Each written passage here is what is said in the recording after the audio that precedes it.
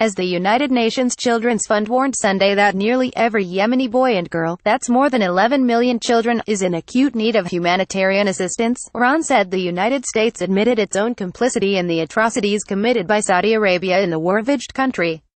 The comments by Iran's Foreign Ministry spokesman, Bahram Ghassemi, follow a statement released Friday by the White House, which said that the U.S. remains committed to supporting Saudi Arabia and all our Gulf partners against the Iranian Islamic Revolutionary Guard Corps aggression and blatant violations of international law. The statement also praised Saudi Arabia for opening the port in Hodeidah and airport in Sana'a to allow the urgent flow of humanitarian aid to the people of Yemen. Aid groups, however, said the partial opening of the nearly 3-week-long blockade is a minor and insufficient concession that still leaves the population of Yemen in a worse situation than they were 2 weeks ago before the blockade started and the country still on the brink. The U.S. has for 2 years aided the Saudi-led coalition's bombing campaign against Houthi rebels with arms, intelligence, and logistical support, thus helping to fuel the ever-worsening humanitarian crisis in Yemen, and drawing sharp rebuke from human rights groups. According to Ghassemi, the White House statement clearly and without question proves America's participation and responsibility in the atrocities committed by Saudi Arabia in Yemen.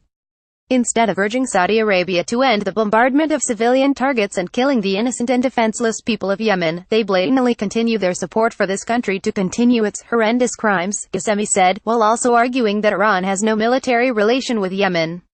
The relationship between the Houthis and Tehran is unclear. Speaking at a press briefing Sunday, Geert Kapelier, UNICEF Regional Director for the Middle East and North Africa, welcomed the partial reopening of the blockade, but also outlined the dire situation gripping Yemen, including its youngest inhabitants. Today, it is fair to say that Yemen is one of the worst places on earth to be a child, later adding, the war in Yemen is sadly a war on children.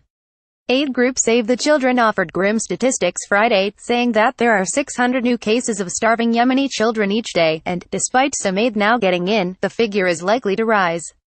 Among the pleas Kapelier issued are for the war on children to stop and for the war to stop.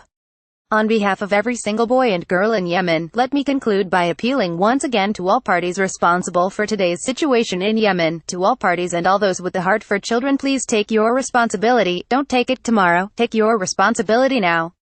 Author Stephen Kinzer noted last month at the Boston Globe this war could not proceed without American help.